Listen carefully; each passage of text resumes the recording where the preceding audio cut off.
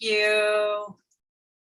All right, so welcome. I am Melinda Cruzy-DePerna, your hostess with the mostest today. Abraham, before we came on, we were doing a little bit of intros for the people that I don't know well. If you don't know Nicole and Sherry, they're in my little ALC pod. So I've had the fortune of kind of mentoring them this year and them leaning into it. Abraham, tell me about you. Are you, and you guys can all unmute yourselves. You can interrupt me if you need to and ask questions along the way. Abraham, just so I know, what's your situation? What's your backstory as far as how long you've been licensed, how long you've been with KW, and Diana and Andrea. Andrea. Now I'll never get it right now that I asked. Did you have prior careers too? I'll go back to that. But Abraham, tell me about you. Okay, I was licensed since 2020, like March. But the thing that happened was that COVID hit, and at that time I didn't have a car or my driver's license, and the DMV was closed. So I have to wait until they opened, and then I started like working on this full time like 1 month ago, and I've been just there on Keller Williams. Well, welcome. We're glad to have you. And I think English is your second language. What's your native tongue? Spanish. Spanish. Okay. I only speak Spanglish, so okay. I apologize. I'm trying. I don't know if you've ever seen, there's a movie that they talk about Spanglish. Yeah, I have heard about it. Yeah, I'm fluent in Spanglish, but that's about it. So anyway, I have been with KW since I started selling full-time, which was late 2013. I closed my first sale in 2014. I have capped ever since. It has not always been easy, so don't think for a second that it's easy. It's simple. One thing I can tell you is if you only do what you learn in Ignite, and you do that 5 days a week for the rest of your career, you will be a capper for the rest of your life, and you will make plenty of money. It is really simple. It's that simple. So my business, this is not my normal segment to teach. I'm big on negotiation. So my business is primarily referral based now. It wasn't always. I started just like you.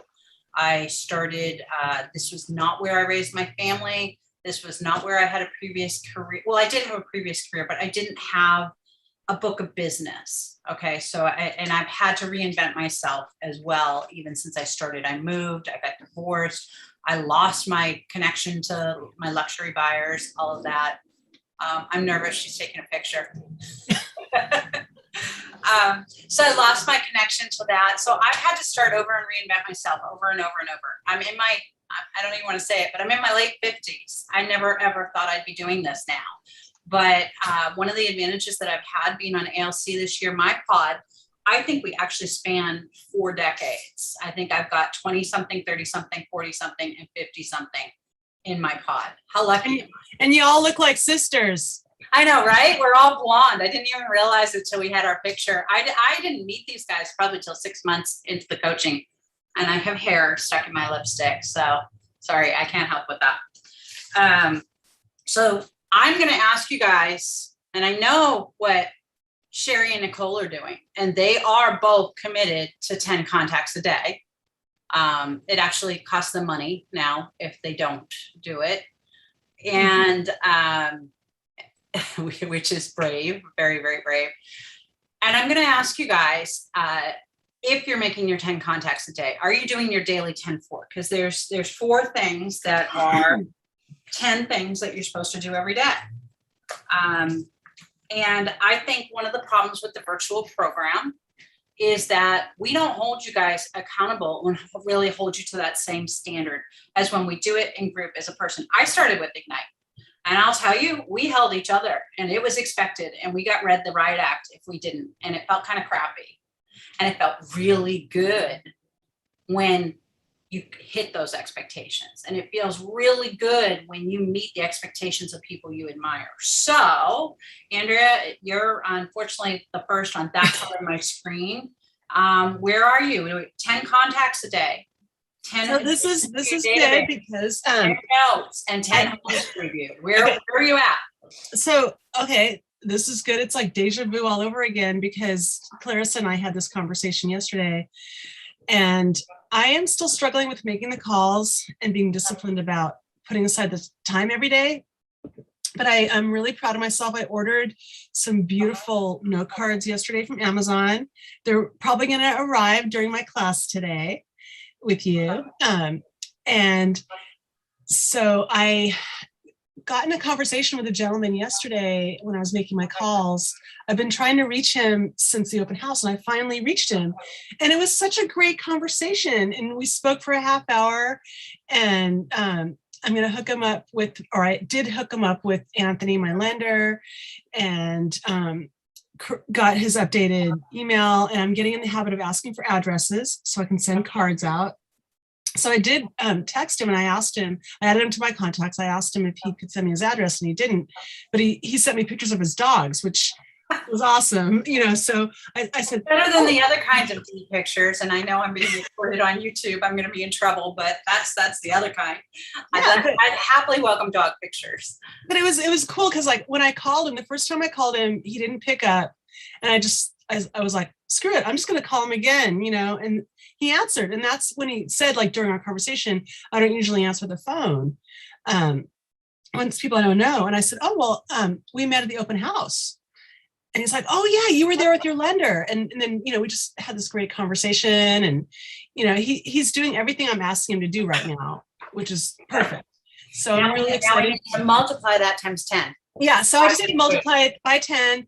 And I called a couple other people last night too. I haven't necessarily been adding 10 people a day, but I definitely want to get in the habit of asking for people's addresses so I can send out the cards. And I have my cute little labels for the return address. So I can include that on the nice little, with the stamps I'm sending out to. But yeah, so I'm still working on the getting disciplined about calling people regularly and finding my 3 ways that I'm going to be doing my lead generation. Okay, we'll talk a lot about lead gen today and what the different options are. I'm making progress. Right, you're making progress. You got to get your head there. You got to commit to it. And I'll say something after we go through everybody about that. Diana, what about you? How are you doing on this, on the daily 10-4? Yes, ma'am. So I struggle as well with adding 10 contacts a day to my database. Simply and honestly, it's just because I'm not getting on the phone. I have a list of phone numbers, and I get discouraged because so many numbers either don't work or they answer and they're like, well, I'm not interested, so I really am just struggling actually adding people. Like, I'm even having conversations, but it's just nothing but. You are having the conversations though. You're Yes, ma'am. That's the first start. Were you military? Well, my husband is in the military. Okay. Thank you for your family service. I caught the ma'am right away. So yeah. Thank you. Sherry, I kind of know that you're making the contacts. I know you're not enrolled in the Ignite class because you're not a new agent, but of these disciplines, the 10 contacts added to your database, 10 notes, 10 homes previewed. Where are you on that? You're muted. Okay. Can you say it again? It's 10 contacts every day. Add 10 contacts to your database. Oh yeah. 10 connections, which we've been talking about a lot. I'm a huge believer that connections will solve all your problems. Yeah. 10 notes, handwritten notes a day, and 10 homes previewed in a week. So I'm doing the 10 contacts, Okay. doing that. I haven't been writing notes, but I'm going to incorporate the golden letters. Mm-hmm. So I will be writing notes. I did it about a month ago. I did, honestly, about 12, and I'm going to get back into that. And I am adding people to my database better than I was before. So I think I am about 10 a week. 10 a week. Sure. Okay. Yeah. We can always up that, but I do know the contacts are most important. Abraham, how about you? How are you doing on this? I haven't used struggles like Hope because I also do calls in the morning, and not many of those numbers are the right people. I'm struggling with having like 10 contacts a day, but I have discipline to call 5 days a week, and even 2 days I try to door knock or do open houses. But my biggest struggle right now is to talk to 10 people. 10 people. Okay, I'm gonna give you all a tip on this to make it easier for you. I have two Nicoles. Are those both you know Nicole Del Priori, or do I have a Nicole with no camera on? You have a Nicole with no camera on. Okay. Are you driving? No, I actually am sitting. I'm actually at work. I'm taking a lunch break. But the other thing is I'm new to this completely lost. I just started, signed up with Keller Williams. I received a bunch of emails, and I just signed up for whatever was in the email. So I'm not sure. I'm so happy you're here. Okay. When we're done, I might move a little fast. I love questions in between. When we're done, if you need a follow-up conversation or something, I'm here for that. But basically, what we're talking about is the daily 10-4. So the Ignite habit that we're trying to create is that you add 10 contacts to your database or to command. I'm going to go out there and say command. Add 10 contacts to command every day. Speak with or have 10 connections. And I'm going to define what a connection is for you guys based on my experience. Write 10 notes and preview 10 homes in a week, which can be tricky right now. We're still kind of weird with preview of homes in COVID. Okay. And then it looks like I lost Nicole Del Priori for the moment. Oh, there she is. There we are. Nicole, how about you? I know you're making the 10 contacts. Do you do any of these other disciplines? Del Priori. I don't think she can hear me. Did you say 10 contacts per day? 10 contacts a day. Absolutely. And does that sound overwhelming, Nicole? Well, I'm wondering, where do you get these 10 contacts? Are these just like you going out and giving your cards, or how? I'm gonna address that here actually, because I think it's really, really important. Okay, because this segment today is about finding and winning buyers, and finding in essence is lead generation and contacts. So here's where I go off script. So this is something you'll learn about me. I have pretty strong ideas, and looking through this Ignite material, honestly, it's written post or pre-COVID. And it's written in a different time, in a different market. And it talks about finding buyers is easy. Well, finding buyers isn't easy. That's not the truth anymore. Not that we don't have tons of buyers, but it's trickier than it used to be. A new agent, you go out, you do open houses, you door knock, you call, you do all of that, and you're in business and and converting deals. I recognize it's not easy. Yet, I want to ask you guys all to take a look. Go ahead. This is your break. Go onto Facebook, and I want to know how many contacts you have on Facebook. If you don't do Facebook, go, and it doesn't even have to be Facebook. Look in command and tell me how many you have in command. Or look on your phone and go to your contacts. I'm going to go to my contacts and I'm going to look at them. I have 2,337 contacts in my phone. I have about 2,200 friends on my Facebook personal profile. And I probably have over 2,000 people in command. And then another 1,500 or so, 1,645 in Instagram, 2,300 in LinkedIn. So if I can't make 10 connections a day with all of that, it's got nothing to do with not having people to talk to. It's got to do with me not scheduling the time. Okay. They all overlap, you guys. There's probably only 5,000 fresh ones. Not all of them are going to do business with me, but that's not the point. Make the connections. Diana, when I asked you about the militaries, because almost all of us in San Diego service a lot of military, but you have a built-in set of people from everywhere you've lived. And as a real estate agent, you now have the ability to connect them with people at all of those duty stations and help them with where they're going. And with that help comes a commission. You know, there's a referral commission. Daria, welcome. And if you can put on your camera, I would love it. Because otherwise I have trouble talking to the screen. So you have all of these things. And when Diana Kokoska used to teach and be the head of KW, which is before all of your time, she defined, and in bold, I think they still define, that a connection or a conversation to be counted had to be a two-way conversation, which I agree with. It used to have to be by phone or in person, which I don't agree with anymore, and which they've changed, and that it had to ask for real estate business. I believe fundamentally, and I think Gary would support this, Gary Keller, the head of KW, that COVID changed the meaning of a connection or a conversation, because it would have been totally inappropriate in April for me to call and ask, who do you know that wants to buy, sell, or invest in real estate? It also would be totally appropriate for me to call my Hindi clients right now, or my Hindu clients right now, the day after Diwali, and ask the same thing without wishing them the blessings of Diwali or a happy birthday, or God forbid, you know, something bad happened in their life. So I believe that people will do business with you when they know, like, and trust you.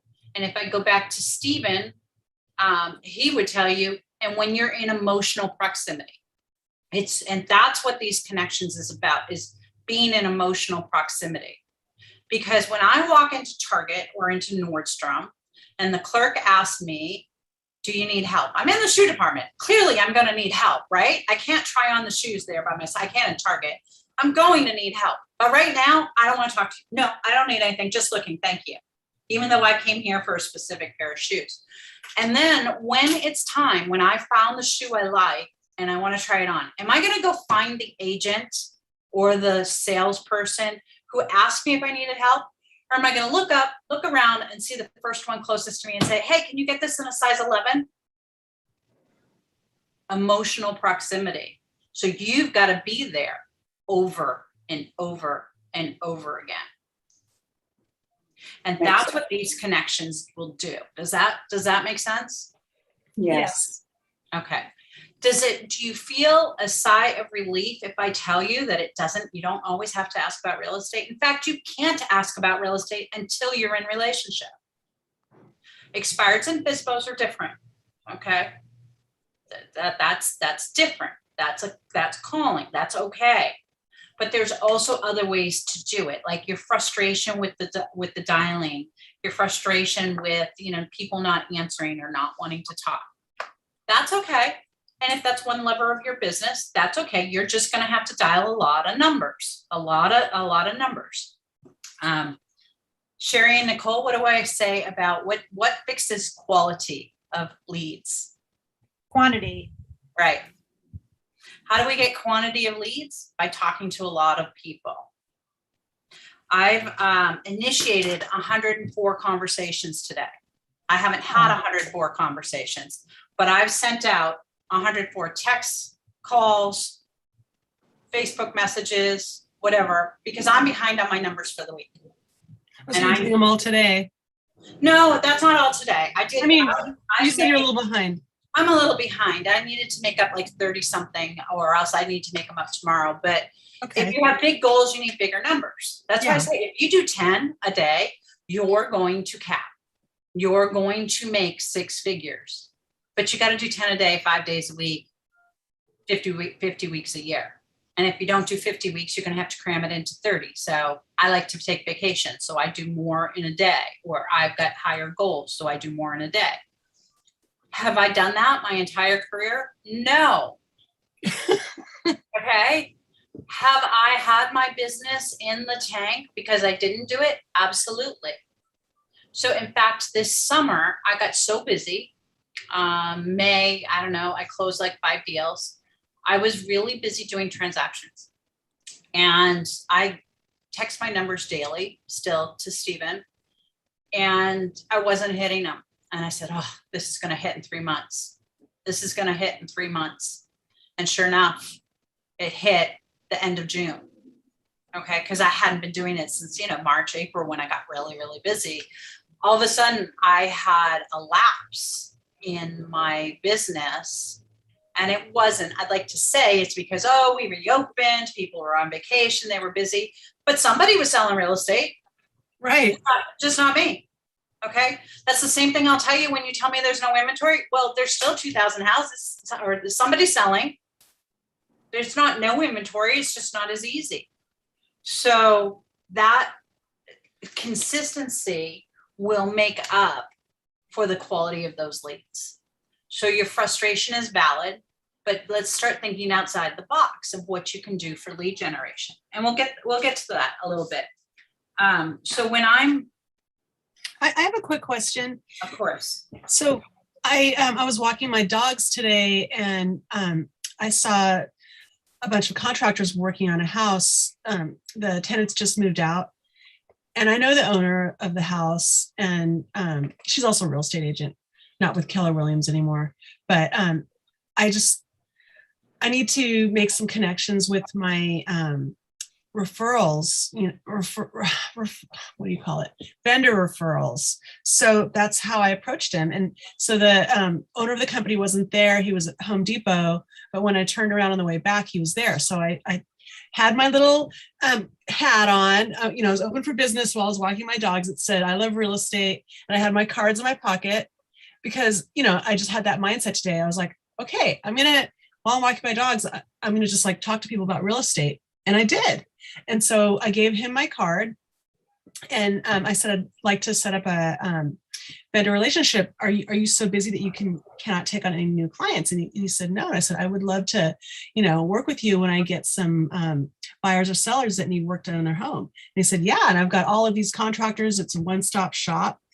So I said, great, let's talk in a few weeks, and you can give me a list of all the services that you provide. And so I'm hoping that we can establish a good relationship, and he might sponsor some events in the future. And, I can promote him when I go door knocking. And so, just getting that started. So would that be considered a connection then? Absolutely. Okay, good. Did you get his contact info? Yes, I did. Okay. So that's more important than you giving yours. Okay. The most important thing is to capture theirs, because you're now in control of the relationship. Don't wait a couple weeks. Text him, message him, video him, call him, whatever, and say, hey, remember we met today? It was so good to meet you. I'm really looking forward to doing some more business. This is what I have for your contact info.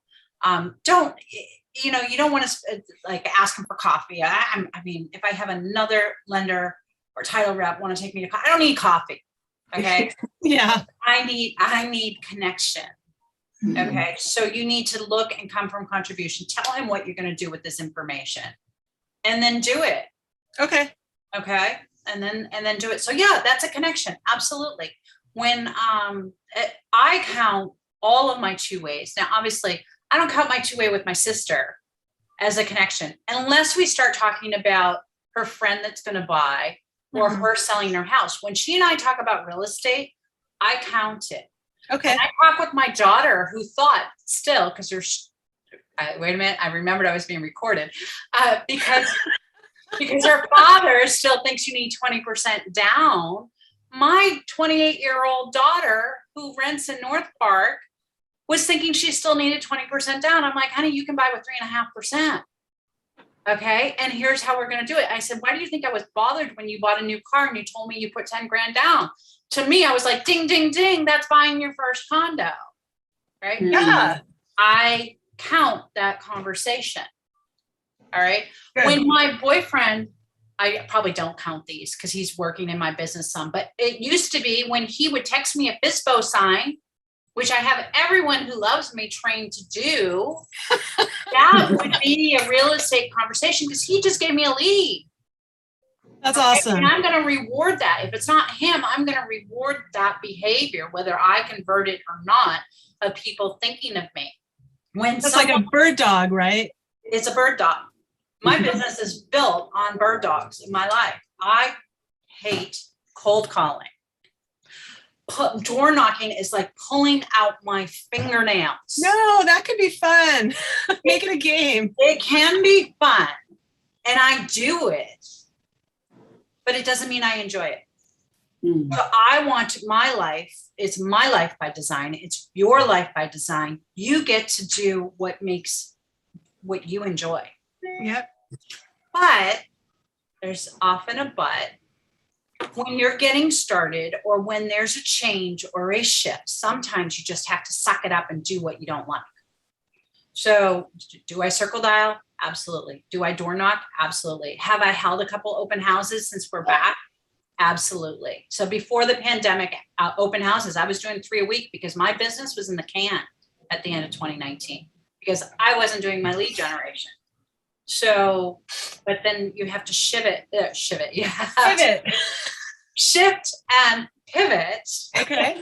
Okay. Pivot. You just created a new word. That's right. Is that Yiddish? Yeah, it sounds Yiddish, doesn't it? Pivot. So the point is this doesn't have to be painful. Okay. It can be fun. So in this process today, I'm going to challenge you guys to go to whatever that contact was. Does everybody have at least 500 contacts in one of those things I mentioned? Yes. No. Diana, you don't. Abraham, you I don't. either. Okay. Who is that's Nicole, you don't. So do you have 100? Yeah, I do. No. So those of you who don't have at least 500, adding 10 to your database is going to be essential.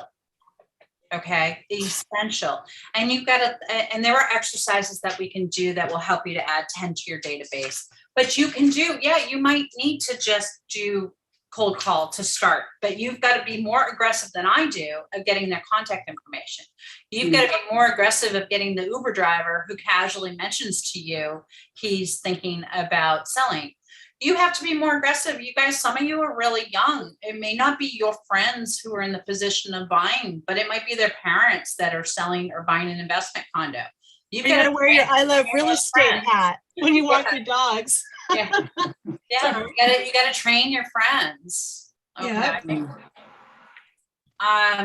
Okay, so we start off here that there's a couple of scripts in your manual. Does that, and let me actually go, I'm gonna screen share. I prefer to see your faces, but I'm gonna screen share here so I follow the script a little bit. All right, you guys are over on the side. Okay, before you start, I don't think I can stay through this entire thing, but you did mention that it's recorded. Did we get a copy of that? It's recorded on the Keller Williams San Diego Metro YouTube channel. Eve usually posts that after it's up. I think it's live on YouTube right now. I highly recommend you subscribe to the channel and put it on hyperspeed. You know, for most people, probably 1.5 times speed is good enough. I was listening to two times speed. And you can also fast forward to the good parts. Okay. Okay. Thank you. Of course. All right. So why buyers? Finding buyers is simple. Remember, it is simple. It's not easy. Servicing buyers is inexpensive. Well, at almost $5, I live across from a gas station. At almost $5 a gallon. Sometimes it is, sometimes it isn't. Okay. And earning with buyers is quick. That is a current lie. All right. Earning with sellers is quick. I can get paid in 18 days with sellers. This is you need to be resilient working with buyers. Okay.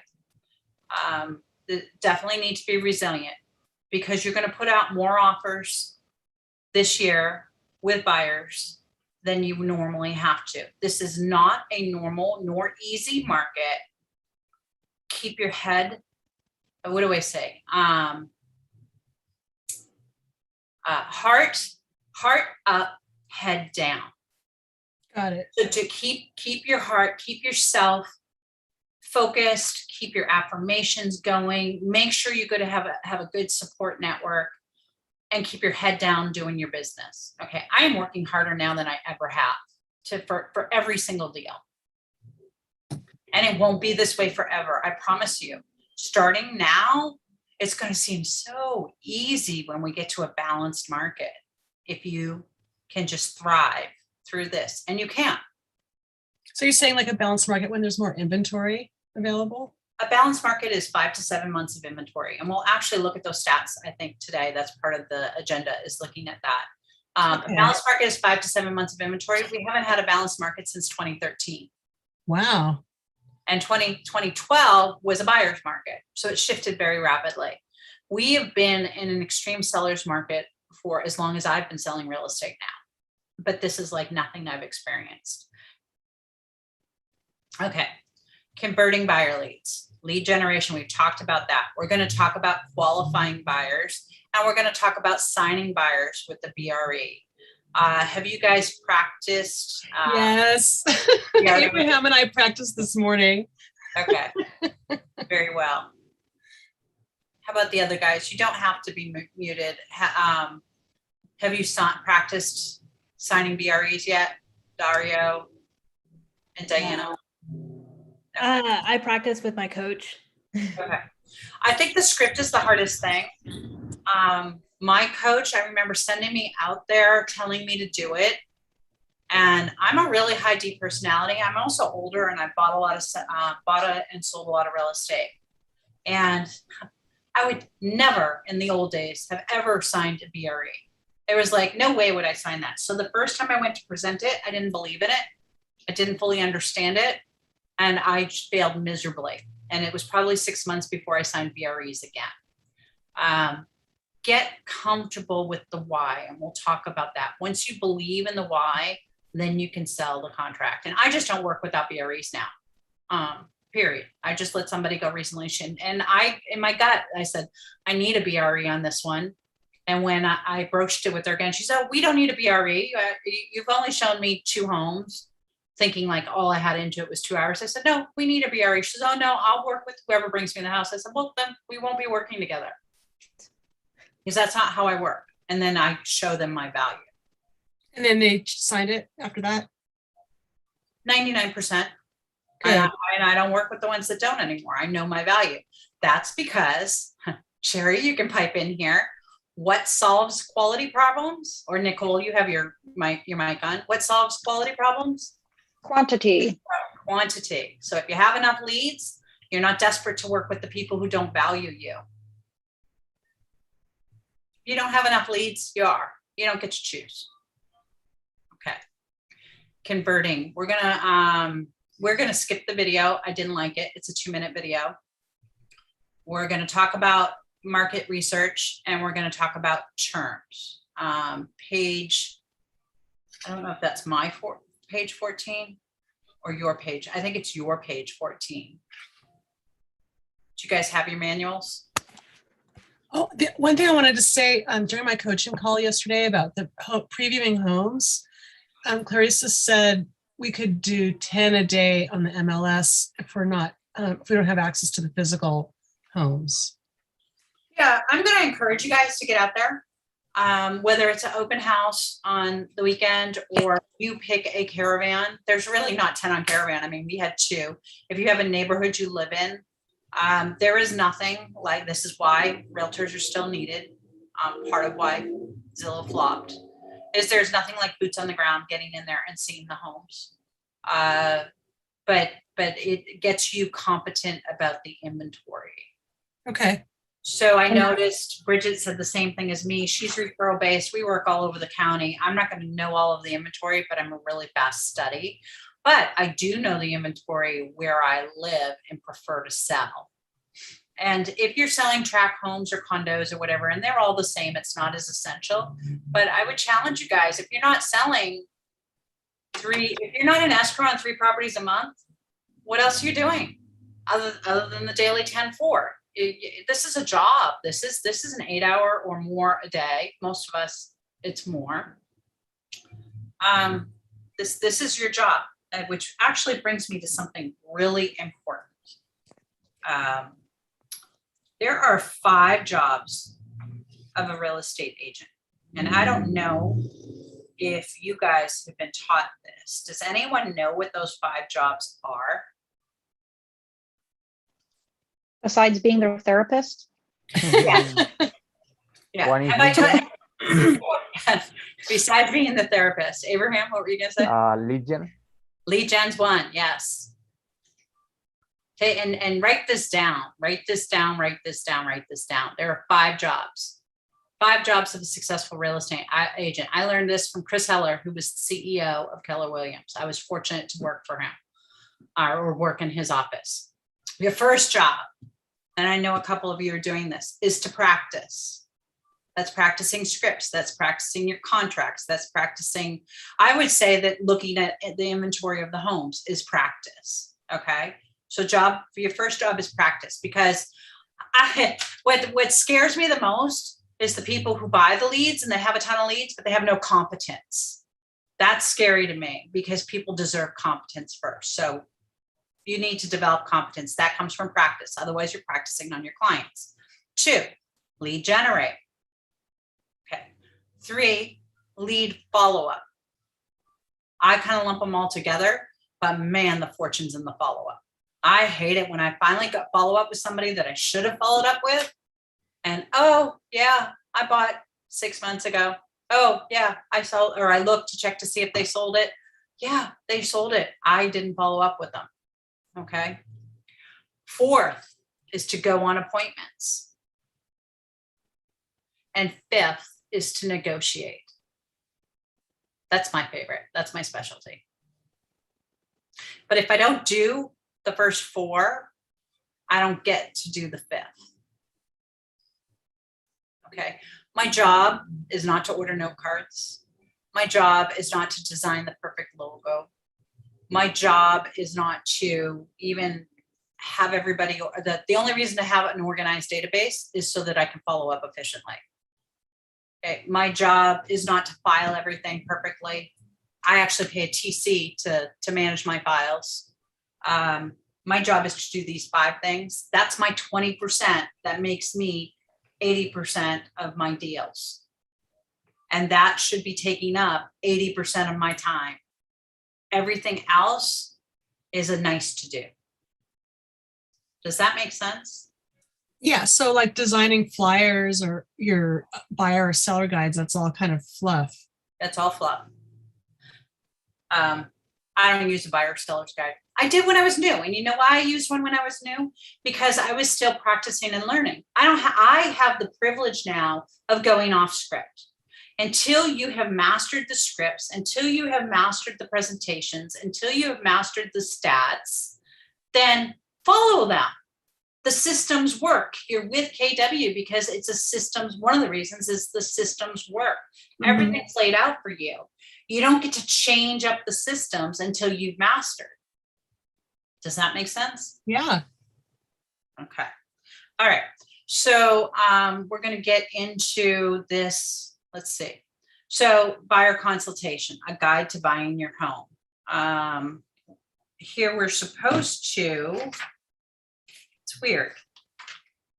My PowerPoint does not match my. Excuse me, I don't have that book at all. And I actually, It's downloadable. You don't need the book. You can take notes and then you can go back to the book. All of these things are going to be available in Command, and either your coach or who's our tech person, Carl, can help you find those in Command. okay, Carl is my coach. Okay, so Carl will help you find this all in Connect, KW Connect, and in Command. Okay. Okay. Okay. So I have to take off, but it was lovely meeting you guys. Thank you. Thank you so much. Have a good day. Bye-bye. Yeah. So the guide is also like kind of either a slideshow format, or we can print it out, and we can go by that too, like during our appointments. What I like with the guide is to send it to them by email. You need to customize it for you. And I remember spending a lot of time on this. Send it to them by email before your appointment. Okay. Okay. Rather than walking through it, I wish I could figure out how to bring it up, but I saw the most amazing reel last night on Instagram by another realtor. And it was basically her like going through, like doing her presentation, pretending she's doing her presentation. And then her client's over there going, like this. Don't bore your clients. It's a consultation, not a presentation. You are there to understand what they want and need and what they want and need to know. You are not there to spew about you.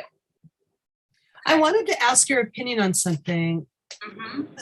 During my coaching call yesterday with Clarissa, there's a questionnaire and it's like 500, I mean, maybe not that many, but like a ton of like detailed questions about what they want. And I have mixed feelings about sending that out because, you know, our inventory is so limited. I think it might be better to focus on the top 5 things they want in a property. We'll get to that. Okay. I think there's only 2 or 3 things actually. Yeah, because our market is different. To be honest, in San Diego, they're going to want 100 things.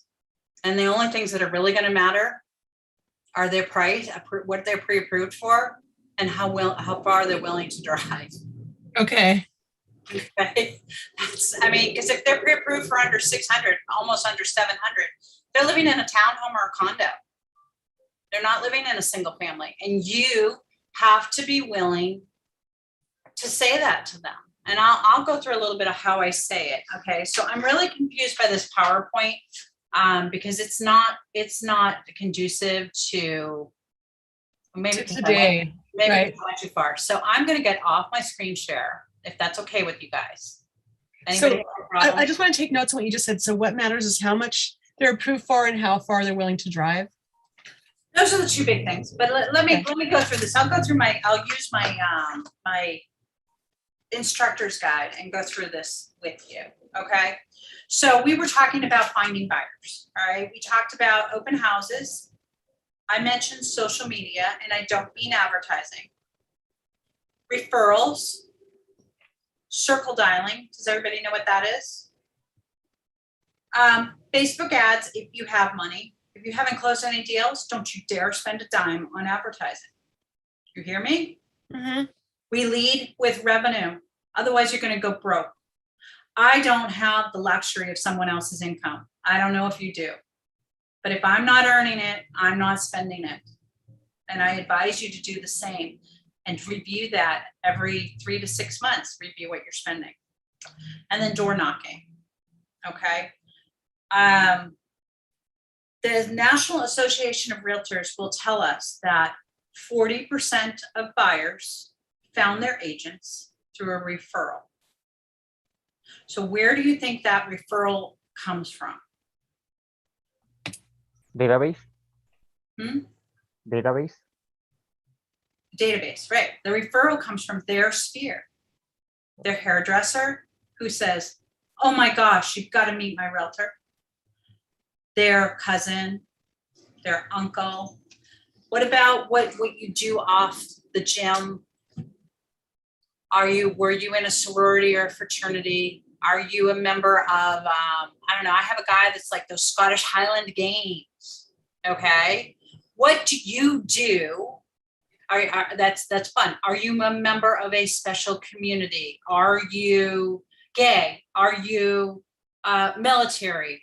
Are you a what are those things? I like to paddle. Do you paddle? Are you a member? Are you a golfer?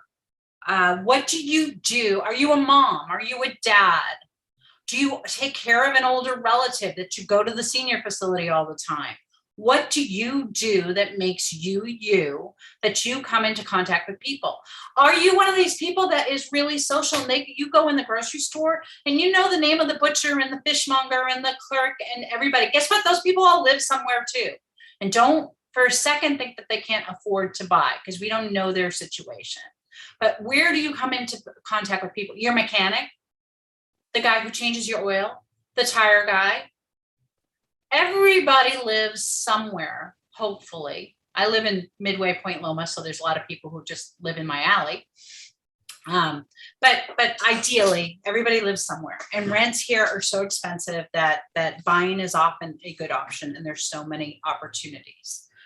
So get your head in the game of everyone is a prospective client. I just need to talk with them. I need to connect with them. I need to show them why it would be good to work with me. So competence and competence go hand in hand too. There's a shared, okay, I wasn't watching the chat. There's find and win buyers is right there. I think the Nicole that didn't. Melinda, that's your instructor. I just realized I Okay. didn't send you the right That's slides. okay. So that's the right one for you.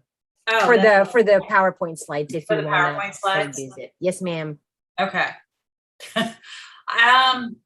Are you guys attached to the slides? No, Okay. Then I'm not gonna use it. Thanks, Evie. Okay, so 40% went through a referral. I can't emphasize enough that yes, you need to cold call. Yeah, I think it's great. I should be calling apartments or condos and asking if they want to rent. I just sold a place, if you know, North Park at La Boheme. Why have I not called those 700 homeowners, the money of which rent, who could buy there? Okay, what? That's an easy money. You guys can call on that. You're part of KW. Hey, we just sold this home. Have you ever thought about buying yourself? Or if you run into a homeowner, then have you thought about selling? We just sold it for 50,000 over asking. All right, doing your day 10 audit of their real estate. Okay. One of the things that I do. So what do you say when you call your sphere, right? What do you say when you text them? Well, the first thing you say is hello.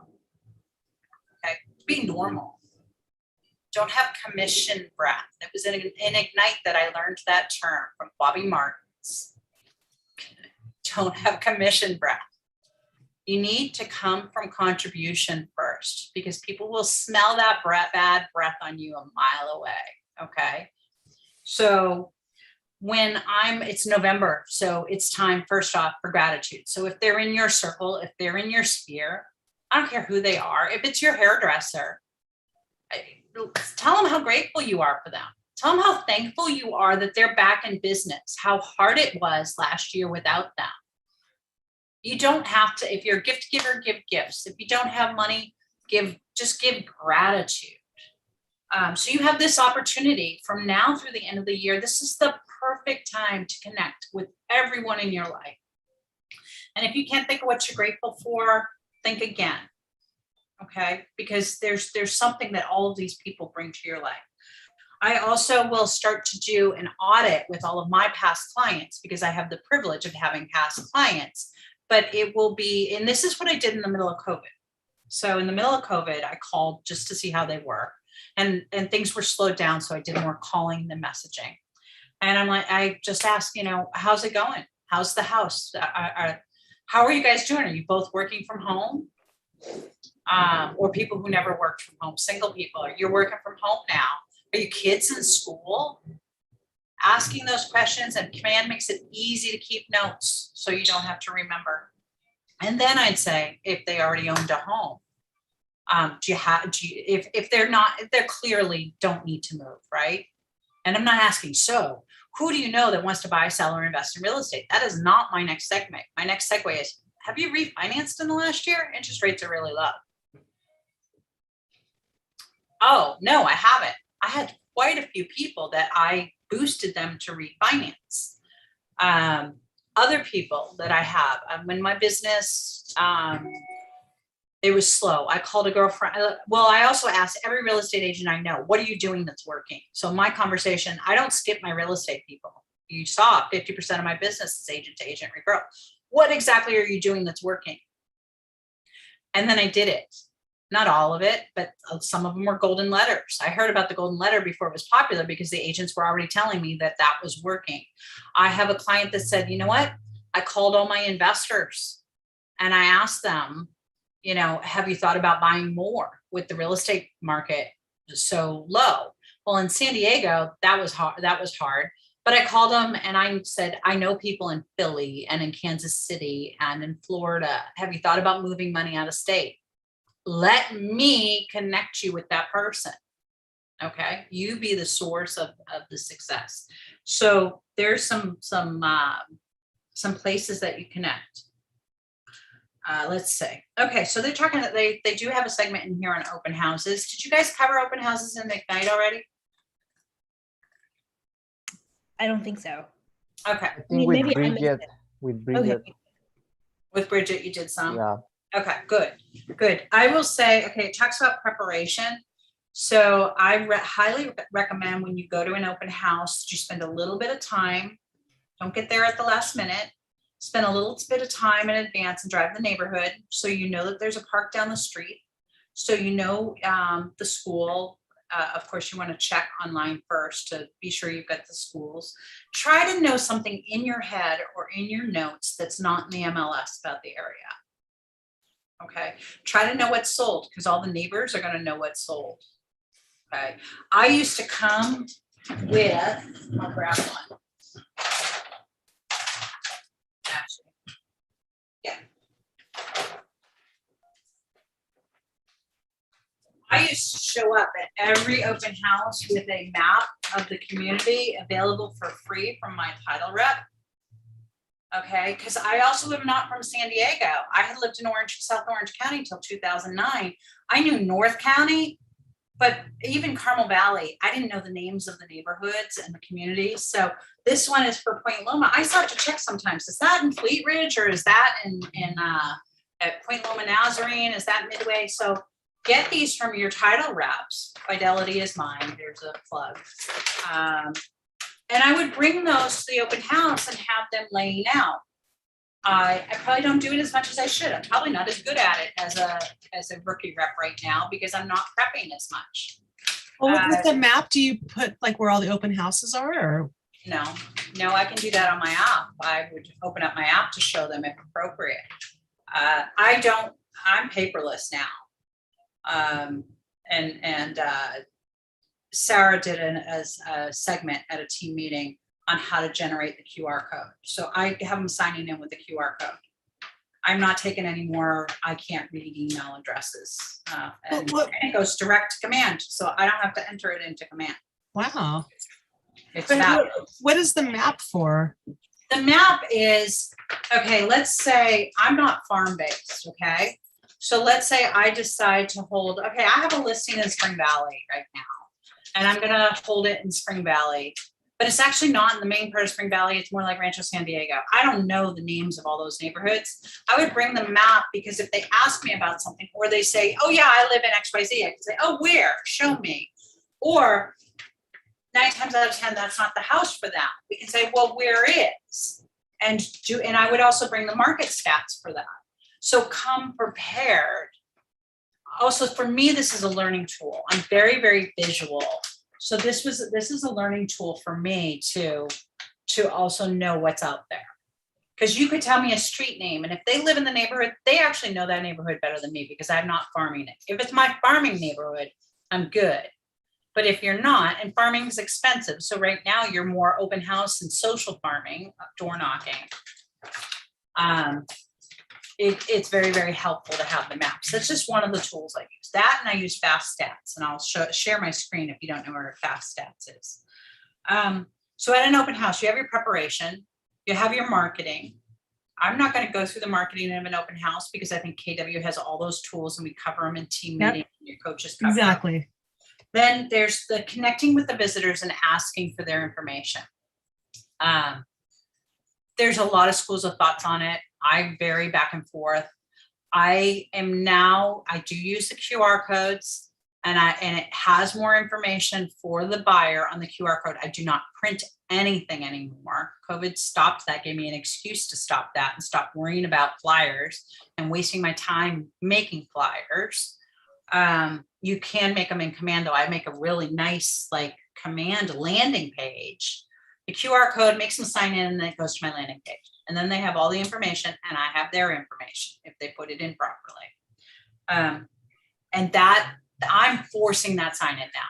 For the first time in probably about 5 years, I'm forcing sign-ins and I'm using COVID as a reason that the homeowner wants to know who was in their home. And I think that's perfectly valid. It's also safer for me. I'm very conscious about my own personal safety and my personal health. And so that's legitimate. And you can say, you know what? You're in someone's home. They've requested that they know who's in their home. Make sure these people understand it's a privilege to walk in that house, not a right. And I actually told somebody, no, you don't sign in, you don't come in. And it was an older couple and they weren't happy about it. I did have an alternative for paper. I didn't want to use paper. They didn't have their phone. I had an alternative for paper, and went that way. But then it's all in the follow-up. That's the next thing. Lead cultivation and conversion follow-up. You guys, I have so many old open house leads that I followed up once or none, and I didn't convert them. That's on me. So this is when your job, Stephen laid out a whole text plan recently in scripts. It's on our Facebook page that you don't even have to talk to them. You can just do this text conversion plan. But this is when you get that you need to make 10 contacts a day. What are you doing if you're not calling them? And keep calling and keep calling and keep calling. The leaders in the industry would say, we call until we get a restraining order or they're dead. Okay. And they would say, and this is Monica Reynolds, she runs MAPS coaching now. Call, text, email, call. And they do that all on the first day. And then they do it again the next day and the next day and the next day. They call it like 7 days of pain or something like that. But they just keep going and keep going and keep going. What's the worst that happens? They say no. Right. And This is actually, we not can. your- It's Yeah, not your we can. family. Can I say something? Yeah, I say that to Steve that even if they got mad for us carrying that many times, we can say, if I do this to get clients, what do you think I can do for you? Absolutely. Absolutely. This is the kind of assertiveness that I use, which is fascinating because women will be called too aggressive. Well, I use the word assertive. For whatever reason, people don't like us aggressive women. So I'll say, this is how aggressive I'll be to sell your home or to find you a home. Isn't that what you want? Isn't that what you want in an agent? Or do you want an agent that doesn't follow up? I just assumed you were busy. And I also will say, if somebody says, oh my gosh, I'm so sorry I didn't call you back, I'll say, that's okay. It's my job to call you. All right. I also highly recommend you read the chapter on 7th level open houses and millionaire real estate agent. Okay. All right. Do your market research. You're in the information business. As you're prospecting for buyers, you're going to be asked a lot of questions about the market. So be prepared. Do all of you know where to find fast stats in the San Diego MLS? No? Okay. I'm going to share my screen and show you. Okay. Just got to give me a second.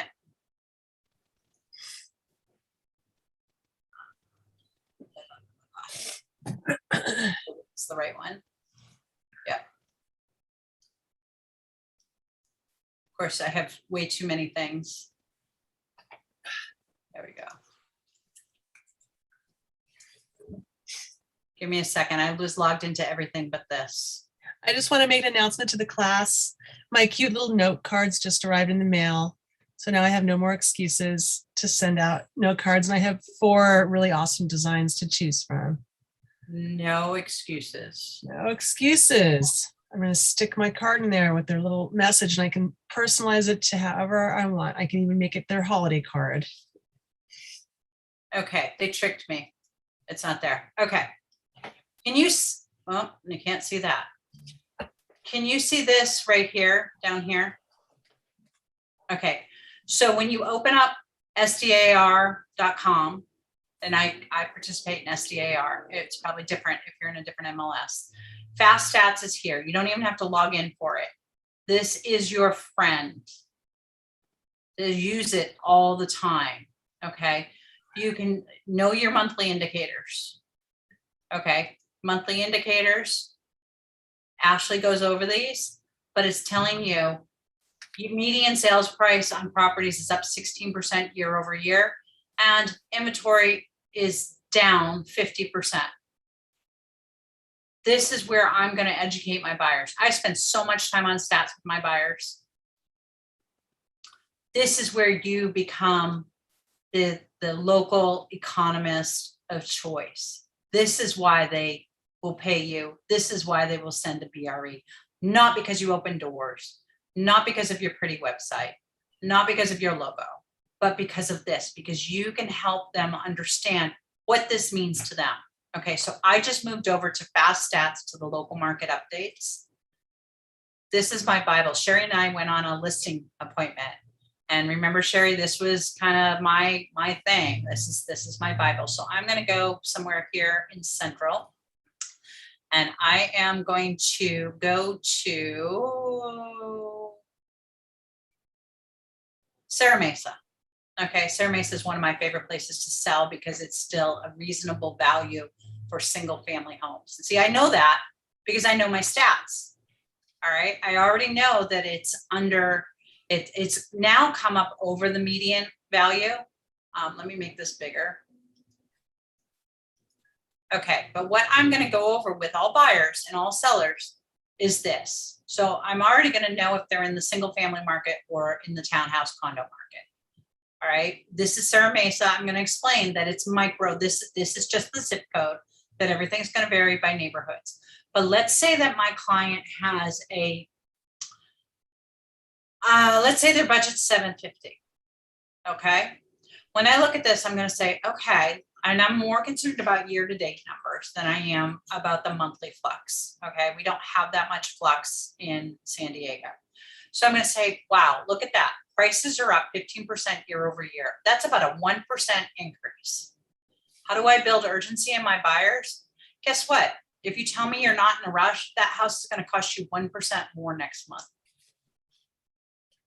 Okay, that's $8,000 more next month if we wait. That's a lot. That's a lot of money. And then I'm going to show them, I actually spend very little time on this, but you need to understand it. The percent of list price received. Okay. Wow. Homes are selling for 3% over list. Now, I actually think list price is just a marketing number. And there's a lot of people doing funny stuff with list price once it goes into escrow. So I don't fully trust these stats. No. Stay there. I also am going to talk about days on market, 15 days, 2 weeks, 2 weeks. That's it. And half of that is getting the house ready for sale. But this is my big number right here, months of supply of inventory. Okay, I said a balanced market is 5 to 7 months of inventory. I suspect we may have a new normal that a balanced market is 3 to 5 for a few years. Okay, when we get to 2 months of inventory, we're going to feel like the sky has fallen because we've been working on 2 weeks. Inventory is actually up versus demand. So this number is not just an esoteric number. This number tells me how is inventory versus demand.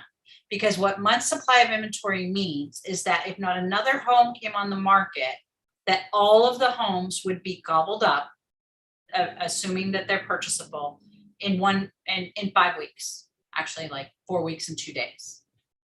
That's the number I focus on for my clients to get them a sense of urgency. The median price is the number I focus on to see if they can even afford this neighborhood. If their budget's $650,000 for a single family home, we're probably not going to get something in Serra Mesa. Okay. And if we are, let's say their budget's 800, it's going to be more competitive. There's probably going to be 10 offers instead of 4. If their budget's 950, they're going to be able to be more competitive here because they can make up more gap. They can come up higher in price. Okay. This is where I coach them what to expect. Are you guys comfortable with these statistics and what they mean? Yes, ma'am. And you know where to find them? Yep. Okay. So that's really one of mine. So you need to understand list price to sales price, days on market, average days on market. In my manual, it says bins. I had to look up what it meant. It just means an instant notification system. An IDX feed is what comes directly from the MLS that feeds to your client. You don't need to mention IDX to your client, but you can explain to them that your app and I use my MLS rather than my website. So I use the MLS for my listing alerts. It feeds directly from the source versus a secondhand site that may or may not. Zillow used to not be an IDX feed. Now that they're brokers, they are. Okay. Market stats. Okay. I also, okay, it talks here about information you want to know in the area and resources to find that information. You need to be the source of the source. Dana, can we role play this together? I'm going to be the buyer. Okay. Oh my gosh, Diana, I am so excited. That Sierra Mesa looks really good. But I got 2 kids. How are the schools? Oh, well, the schools are great in this area. Mm, It's okay. is that when I would actually pull up my app and show them more information about the schools in the area? Because I mean, that's probably what I would do. Right. You've got to be really careful about what you say. Okay. Schools are great. What does great mean to you? What does great mean to you? Yeah. Right. I have a client. She grew up in Baltimore. Okay. We would talk about crime. If we were talking about crime, when something to her is totally acceptable versus to my client who is used to Carlsbad, it's not. It's not my judgment to me. So this is when I say, you know what? I might know that it's an award-winning school because that's factual. I might know that it says, oh, well, greatschools.com ranks it a 6 out of 10. How's that work for you? Or is the demographics more important to you? I wonder why it's 6 out of 10. Is it a 6 out of 10 because there's a lot of non-English as a foreign language? Or is it like I'll encourage them to look into the demographics of the school to see the why? Because a school that performs a 5 because it has a lot of English language learners is very different from a school that performs a 5 because of awful poverty or because of bad teachers or understaffing. Totally different issues. That's not my choice to make. It's only me to give them the information. So write these down. Greatschools.com is a good resource. Niche.com, NICHE.com. Crimemapping.com. I just had a client this morning text me. They're not high end here for price, but they're luxury buyers. They're buying a second home. And I already know they're not going to like the neighborhood. It's pretty close to me. They texted me a listing from Redfin. And they said, this is kind of near you. What do you think? And I already know. Okay. I already know they're not going to like the neighborhood. I cannot steer them. Sorry for that noise. There's birds in my house. I can't steer them. That would be, a form of fair housing bias if I said, oh no, it's too much crime. Okay. I can't say that. I said, you know what I want you to do? I want you to go, I'm not sure how you're going to feel about the area. I want you to go on crimemapping.com because the kind of crime that might bother them, if it's petty theft at the 7-Eleven, it's different than the violent crime down the street. I told that the other resources, they can go to local police department. I didn't tell them that. I also said, I want you to go on Google Map and satellite image and look around and go on I want you to see what's in the neighborhood because it's a beautiful townhome. How often do you guys see that? Beautiful home. And then you get in the neighborhood and you're like, not my judgment to make. And they want you to tell them. They want you to tell them the best school district in San Diego County is San Diego and Poway. They want you to tell them that. What I can say is that San Diego and Poway have very good reputations. Yet my experience is that you should plug in the address of the home that you like and see what school it feeds to and see if that meets your needs. And if you're really concerned about it, you should be calling the principals at those schools and asking them questions. I will ask, does your child have special needs you have to be aware of? Do we need to look for schools with those programs? Okay, so you ask more questions. You can't steer them. Be the source of the source. Does that make sense? I also tell them to check Megan's Law earlier now than I used to. I've had it actually be an issue for people with kids. Research your stats. Okay, we're supposed to break up now. It's kind of weird on Zoom to do that. So do you guys feel pretty confident that you know how to find out what the average sales price is, average days on market? You feel good about that? Thumbs up? Okay. So now we get to the fun part, qualifying and scheduling for the buyer's consultation. How hard is it to qualify for a mortgage in San Diego? I don't know. Is it difficult? Well, it's not actually, I shouldn't say how hard is it to qualify. How hard is it to afford a home in San Diego? Okay, then yes, I would say it's very difficult. It's difficult. People need to make close to six figures, don't they?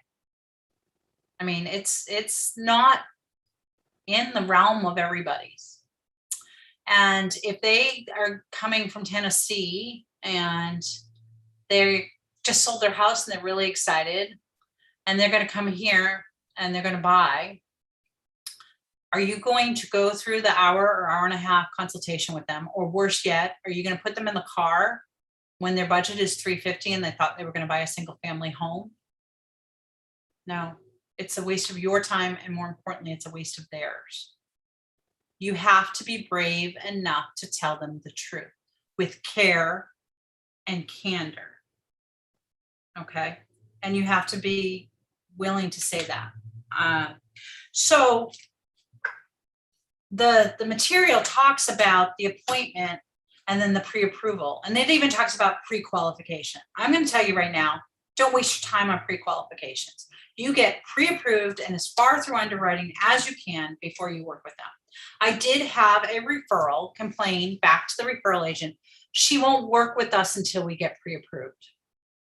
And I said to the referral agent, that's right, I won't.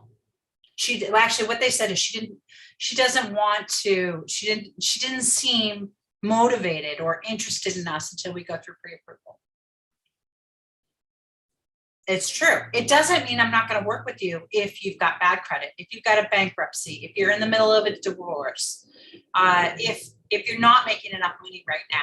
I am 100% going to give you every resource I can to get you to that point. We're going to make up a plan.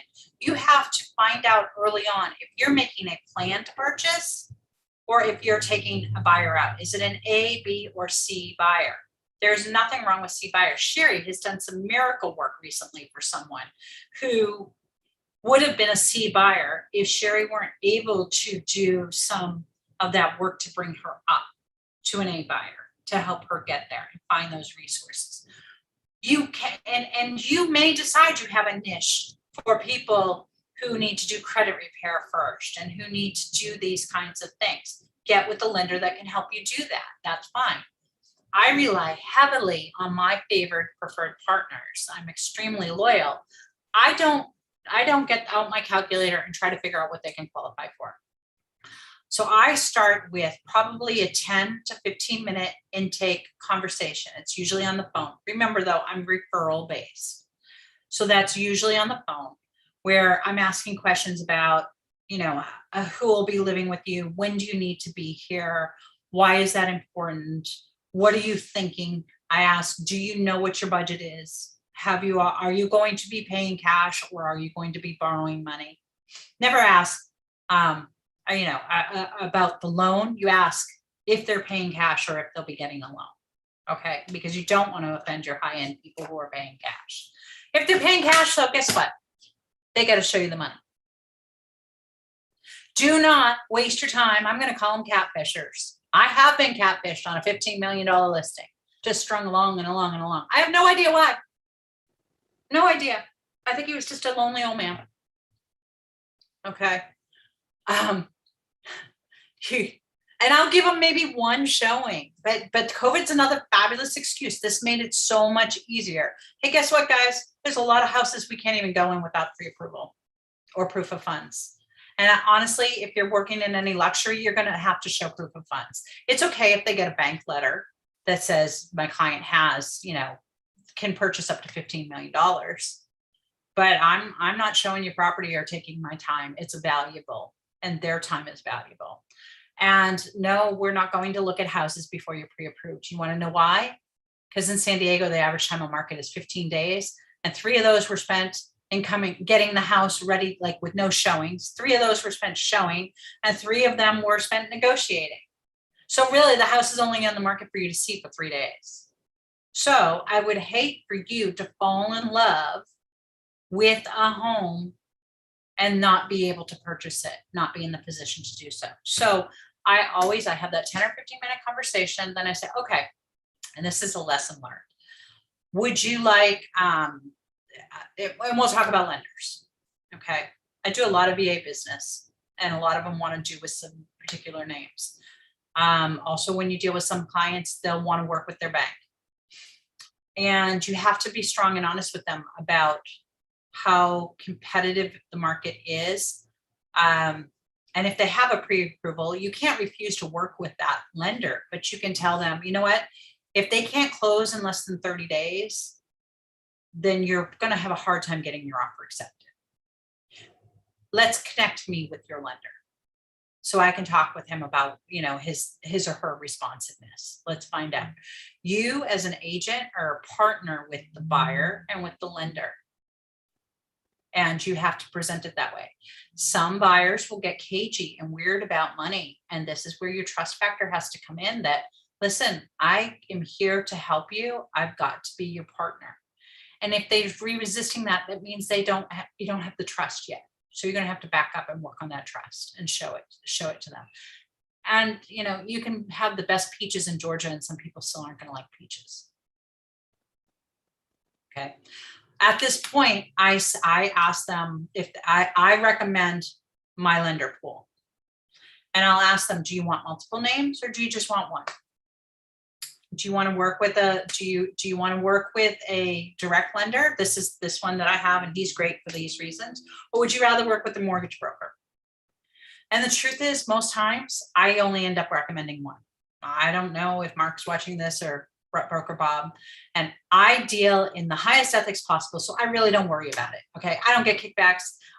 It's about performance. All right. My people perform. It's not about who sat the open house with me. It's not about who paid for my marketing materials. I actually don't have lender paid marketing materials.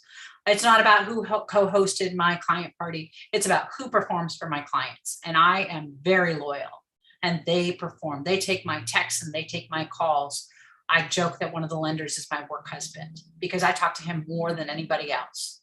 If I haven't talked to him every day, it's like, what's going on? We need to do some more deals. Okay. So you need to have some people in your portfolio that you trust. And as you're starting out, you're going to find out what makes a good lender and what doesn't make a good lender.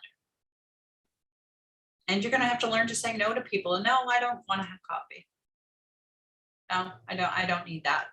What I'll ask a lender now is, okay, I'll be honest with them. I'm really loyal to so-and-so. And I got to tell you, Movement is very good. My so-and-so was with Movement in my old office, and they moved to a different company. Movement is fabulous. They really, really can close deals, and their communication is second to none. But I will ask the client, the next thing I'll say is, okay, I want to make a joint introduction. This is very important. Listen up on this. I'm going to make it the same way you want people to make referrals to you, you want to do to the lender. Great. I'm going to give you 2 names. And here's who I'm going to give you. I'm going to give you Wes with Movement Mortgage, and I am going to give you John with Guaranteed Rate. And I'm going to give them the names of who they're going to hear from. Then I'm going to call and or text Wes and John and say, listen, I have Sherry Peters coming.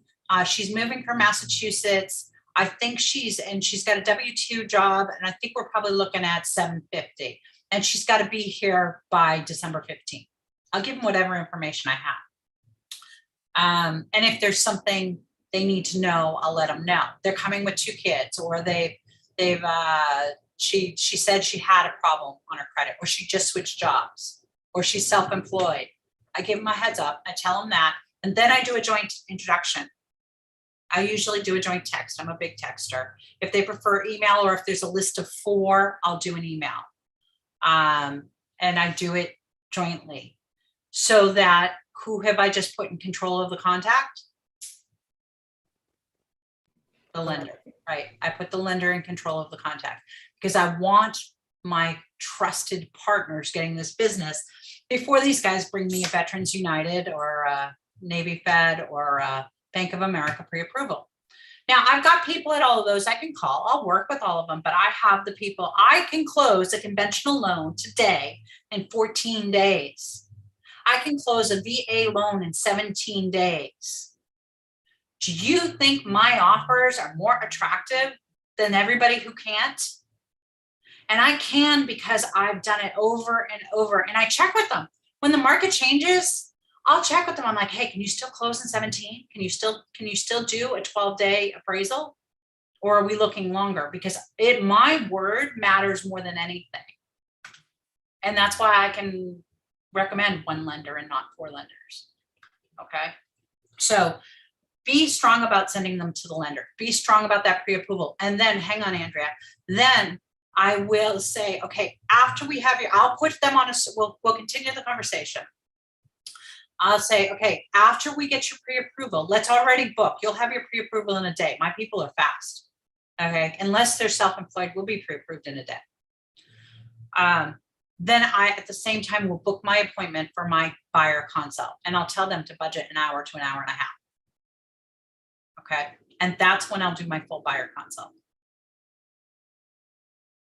Andrea, you had a question. And you're muted. Sorry. What I've been doing is I've been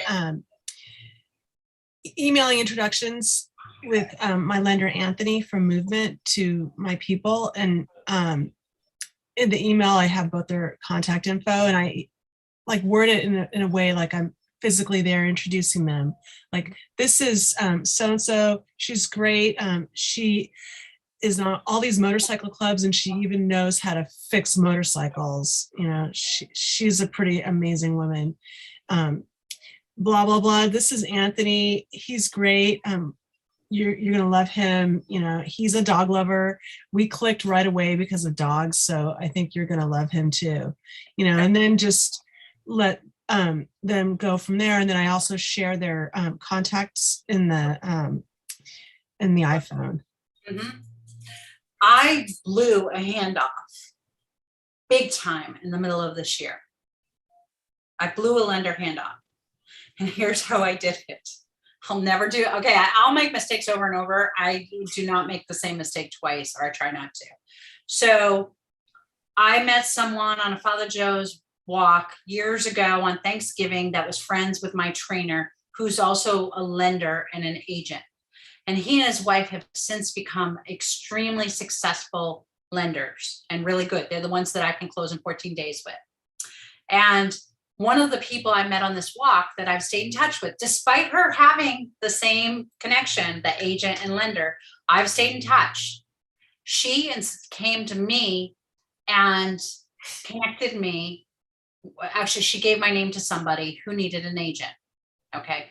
I made 2 mistakes. I didn't immediately call her and ask her about this person. I just called the person. Oh. Okay, so that's mistake number 1. Because I should have asked how she knew this person, because I wouldn't have made number 2 if I knew this. So I had a great pre-call with this person, but the next step was that they needed to get pre-approved. And I said to them, okay, so you're all right with me making an introduction to you with a couple of lenders? Yes. I said, great. I've got 2 I'm going to introduce you to. And here's where the mistake is. I introduced them to the former trainer. They already knew them. And for whatever reason, they didn't want to work with them. So now they're humiliated that they're not using them as a lender nor as a realtor, and they have a relationship. They have a strong relationship, unbeknownst to me. And there's something I still don't know to this date. But now they've decided, even though I asked them if I could make the introduction, they no longer trust me because I gave out their personal information. I lost the deal. And I disappointed the person who gave them to me.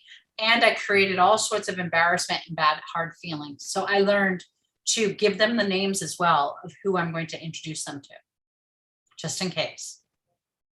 I didn't make the connection with the people. Live and learn. But so you're saying like you should have called the person that gave you the referral to find out about them more? Well, first I should have called the person who gave me the referral to find out about them, or texted her or something. And second, the actual referral before I gave them introduced them to the lender, even though they said, yes, it was okay to make the introduction. I should have told them who I was going to introduce them to. Had I said the person's name, they would have said, we don't want to work with her. Okay. Yeah. And they would have alerted me that we all knew each other. We all knew each other. Okay. And for whatever reason, they may not have wanted to work with her because they don't want to share their private financial information. It may not be anything sinister, but now I've created something awkward for them. So just be upfront about who you're introducing them to. Same with vendors. I had a really weird thing on Facebook happen. I know a general contractor who I think is pretty good. I've not used him, but I get the impression he's really good. And then I have someone that I've met in the paddling community who I notice on her Facebook page, all of a sudden I notice it's him and she's having a disaster with them. And she's getting ready to lambaste him. And she had asked me for contractor recommendations. What if I had Recommended him? Right? Right? So it's also being careful about who you recommend. Same thing in the agent community. These fan clubs are really gross. On Facebook, you'll see agent recommendations. Oh, she's great. She handles all my referrals. And the woman's closed like 3 deals. You guys don't get caught in that. Okay. Don't let people say raving things about you that aren't true. Just because they're your friends. It's okay to say, oh my gosh, I love Abraham. He's such a kind, hardworking man. Let me introduce you to him. Okay. That's a genuine, authentic introduction, right? Right. So these things matter because you're the connector. You're going to be such a successful agent by your ability to connect people. Just be really careful about it. It's like you're a matchmaker too, not even with the houses, but with people. Yeah. Well, like ADT, I also disclose I get $200 if you use ADT and I referred you to the salespeople. So I don't have ADT. I don't know how they are. Here's the information. Solar. Everybody wants to throw money at agents for solar. If you're taking money, you sure better disclose that. Okay. Even though it's not. Okay. Even though it's not a RESPA thing.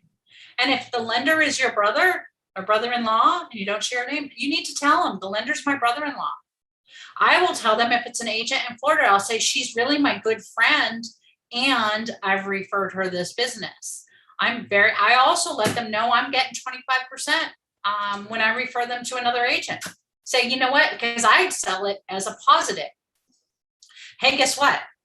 It's like you're getting 2 for 1. I get paid on this too. I'm going to make sure you're happy with them. And if you're not happy with them, you let me know and I'll let them go.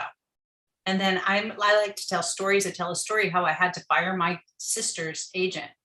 It was the first referral I made and I had to let her agent go, a KW agent that I'm still friendly with, but it wasn't a good match. It's not always going to be a good match. Remember the peaches.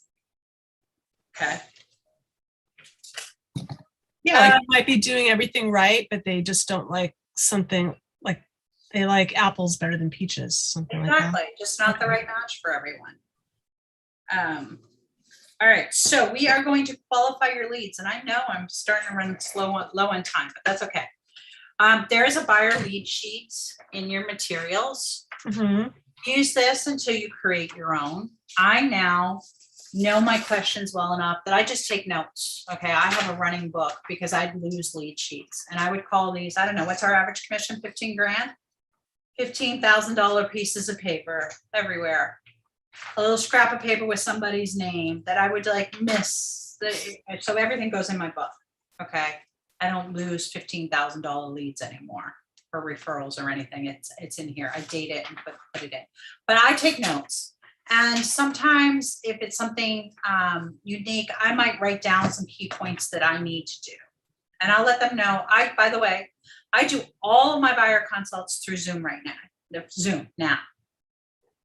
I don't care if I ever go back to real life. It is so much more efficient with Zoom because I can share screens based on what they like. And when we get to the point that we know what they want, I'll put their search parameters in and I'll show them the properties.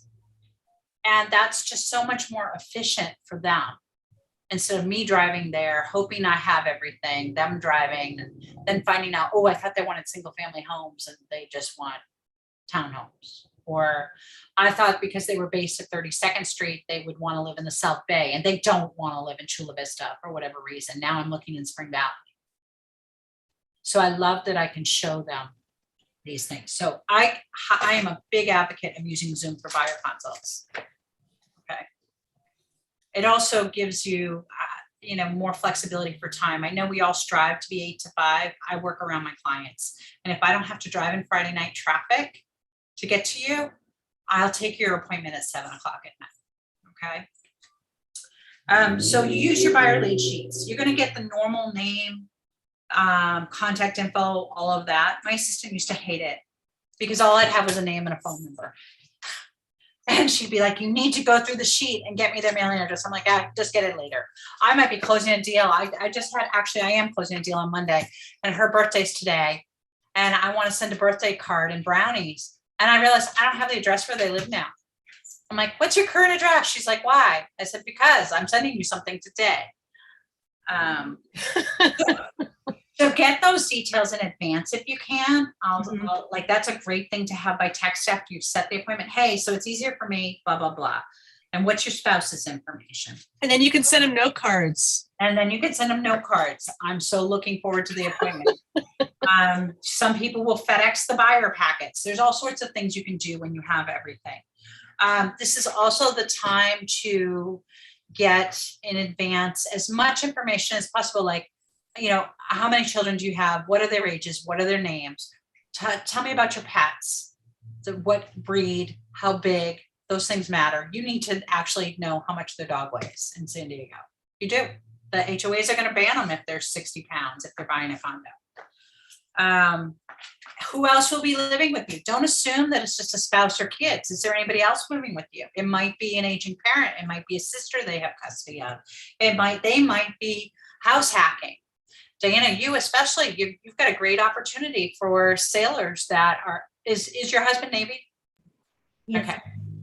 For sailors that are house hacking, you want to know if they're planning on roommates, because then you're going to be looking for in-suite bathrooms or separated living spaces and things. It helps you to narrow it down. So, but I can't emphasize enough that this conversation is about asking questions and listening, and asking more questions and listening and writing it down and putting it into command. I put it under notes so that it's always there. I can go back in 3 years and find the notes and find the kid's name, because I won't remember it unless I go back and I look. And then they're like, oh my gosh, she knows my kid's name. Or when they post on Facebook that they had the baby, I got to put that down, or I'll go back. I'm forever backtracking to get that information, or the dog's name, or whatever it is, whatever's important to them. It's not about you. This is a consultation. It's about asking questions. So what kinds of questions do we ask? Have you heard the acronym FORD? Yes. Okay. Family, occupation, recreation, and dreams. Now, Andrea, Yes. back to your point of, we don't have quite the luxury of all these things. I don't spend as much time on dreams anymore. Okay. But I spend time on dreams for motivation. Is this going to provide a safe home? Is this going to provide a stepping stone to a bigger house? Is there a child coming soon? Will it allow them to have less commute time? All of that. But I am focusing on family and occupation a lot. But I absolutely, the last thing I want to hear, the last thing I'll ask about is how many bedrooms, baths, and kitchen. That's irrelevant in the start. I need to know how many people are going to be living there. Mhm. Do they like to entertain at home? My most revealing question is, write this down. My most revealing question is, when you aren't working or going to school or shuffling the kids around, it's usually when you aren't working, what do you guys like to do on your time off? It's extremely revealing, because that's when I find out one of them loves to bake, or they like to barbecue in the backyard, or they like to go out to restaurants. So you know what, if they love to go to restaurants or travel, guess what? They're not going to spend the maximum of their budget. They probably shouldn't spend the maximum of their budget. If they're homebodies, or let's say he's a gamer or she's a gamer, there's a reason they want that third bedroom. It's not as a guest room. They want a room that they can cocoon in and have all dark and do all the gaming stations. So I find out, do they need to be near a special dojo? Are they a 5th degree black belt in Aikido? Or is there a church? Is there a community? I'm not going to necessarily ask, what church do you belong to? But I've had clients that are Jewish and they want to be able to walk to synagogue on Saturday because they can't do they can't do any labor, and driving would be labor. So that's important. I had no idea, but learning about, and then you can't necessarily ask culture questions, but I'll also ask, are there any things that are very important to you about the home? I've had to ask more about what direction it faces, feng shui type things, or the stairs going out the front door, or a person ever dying in the home. There are some cultures that won't buy a home that they're aware of the person ever dying in the home, not just in the last 3 years. So I'll ask, and then I'll ask about, okay, well, tell me, and you always hear, we want a yard, right? I learn a lot by experience. So I have a client that I know, and it's their first home, and they're buying in Carmel Valley, and they want a yard. And so we had more inventory then. The first several houses we picked out had what I considered a yard. I'm from New Hampshire, okay? And I lived in Chicago too, what I considered a yard. They don't have any kids, and their dog's like 15 pounds. What they considered a yard was a patio with a little bit of grass. That was way too much. So I've learned to ask, what does a big yard mean to you? What are you going to do in it? Do you have a dog? Or you have a cat? Ooh, does your cat go outside? A canyon property might be a problem, because if a cat goes outside on a canyon property, they're not coming in tonight. Okay. And I ask about noise. We get a lot of freeways in San Diego. A lot of properties have noise. Did you know that a property that's below freeway grade is not going to be as impacted by noise as a property that's above freeway grade? But I'll send them once I know they're sensitive to noise.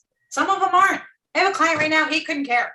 He could care less. We were just in escrow, basically off the exit of the 125. He didn't care. He's like, oh, you know what? I lived in Japan for 3 years. It was too quiet. I couldn't sleep. Because he grew up in the city. Okay. So ask more questions. Can you think of some questions? Let's pretend, Sherry, let's pretend I'm a buyer. And I know you have some experience with you're very good with buyers. What are some questions that you might ask me that dig down to what's important? I'm going to say, pretend it's just me, Sherry. Okay. Yeah. But you already know a little bit about me. I'm single. I got a dog. I got animals. I like cats. I like to paddleboard. How could you dig down to some things you might not know?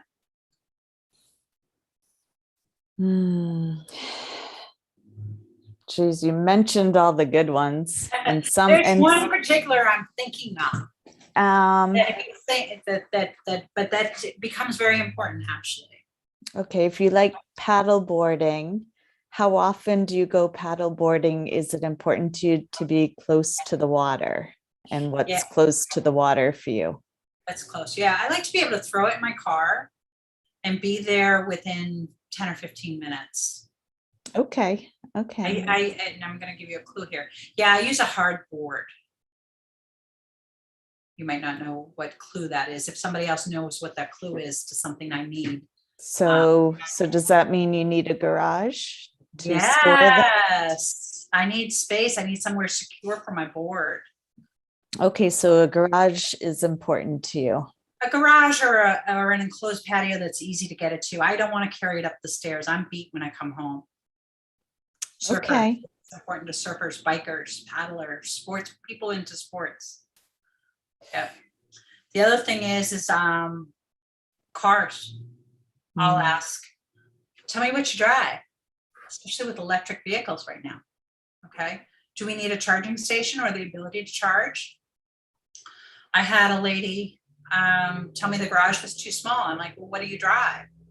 And I hadn't established that that was too small. Now I knew before I traipsed out to a listing because she was buying from a distance, to look at it with her, to look at the garage, say, hey, did you look at the garage? Is that going to be big enough for your car?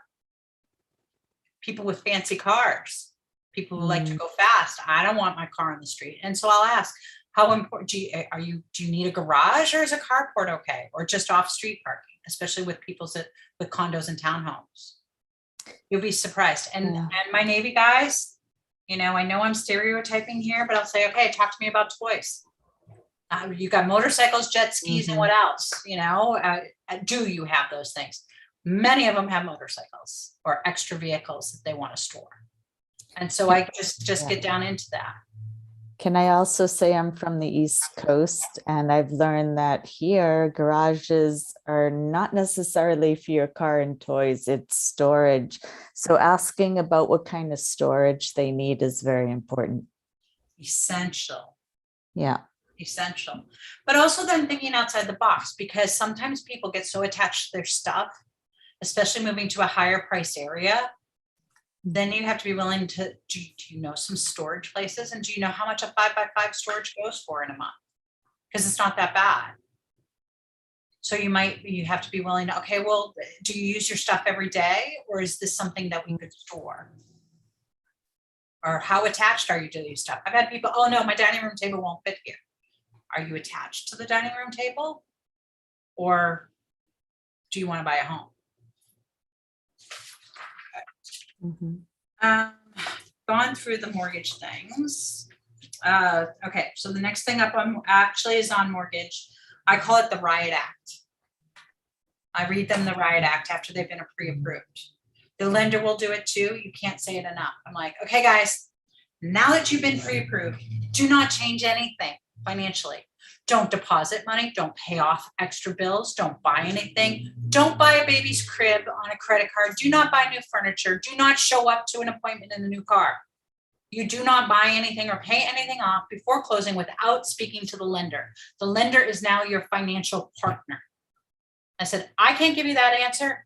Talk to the lender. You need to ask them. People will think it's a great idea to pay off their student loans or their cars or this or that, but it messes with all the ratios of reserves and debt to income and everything.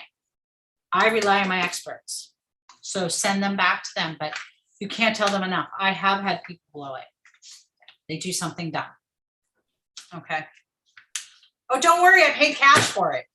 That cash was the reserves that was required by your lender. I saw that recently, somebody, oh, we paid cash for the car. Are you kidding me?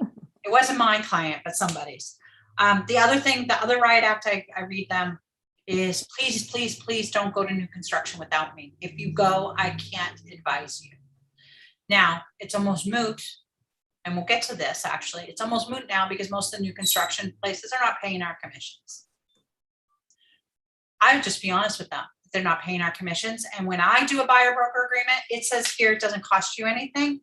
I do put in a clause that if we don't if there is no compensation being offered and we can't negotiate it with the seller, you'll be paying me for that. But only when we agree that that's a good deal for you. Okay. They're not obliged to pay me something unless that's and I'll give them examples of avenues that we can go. Okay. And they can choose to go to new construction and not pay me. I have had quite a few people, a few people that, oh my gosh, we were in Temecula this weekend and we saw a new house and we are in escrow. I'm so happy for you. Because I would have driven 45 minutes to go help you and tell you, hey, by the way, that refrigerator that you saw, that's not the one you're getting. And that 5-burner stove, not the one you're getting. And guess what? It's vinyl in the bathroom. It's not, yeah. And did you look at the carpet samples? Because they're trash.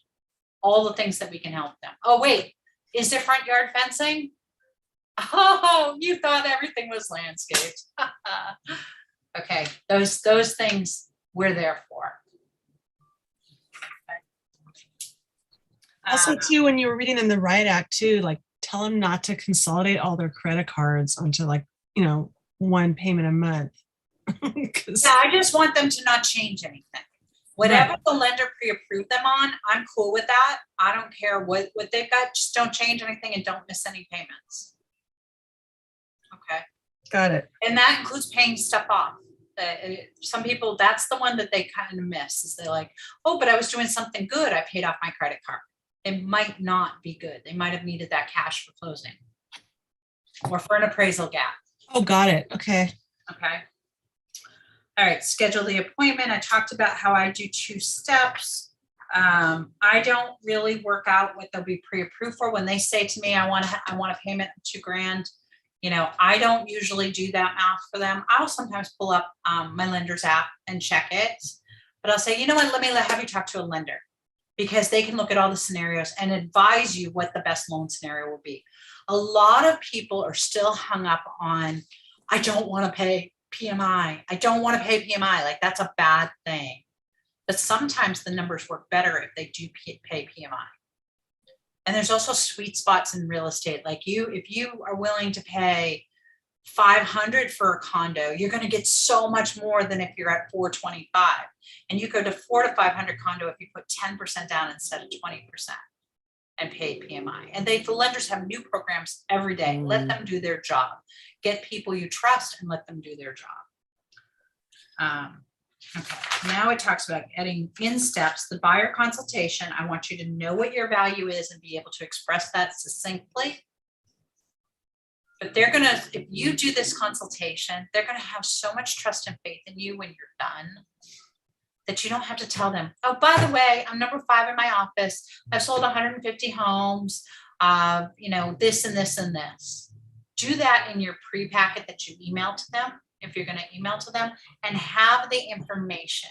But I'd much rather you have a conversation with them than you give them a presentation. That's my personal style and it works for me. You do need to go through the steps to home buying with them. However, I will caution them when I'm talking with them that I'm going to give them an out. I'm going to say, Abraham, you're only going to remember 10% of what I tell you. So I'm not going to tell you everything right now. These are the general steps, because usually that's where their questions are, is about financing and the steps. These are the general steps. What I do promise you, Abraham, is that I'm going to be beside you every step of the way. And every time we have a conversation, I'm going to tell you what's next. What are the next steps? What do you need to do?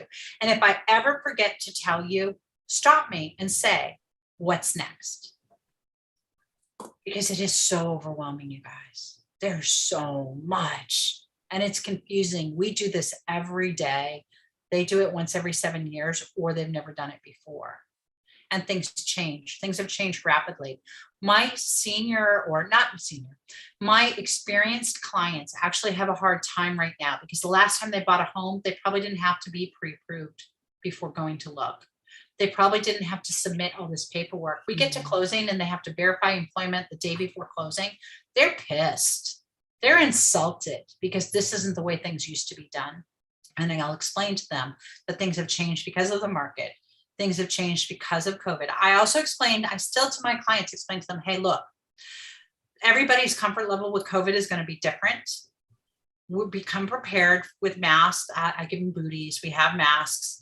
You may be wearing them inside homes. I'm always going to ask if they want us to wear a mask. It's their home, their rules.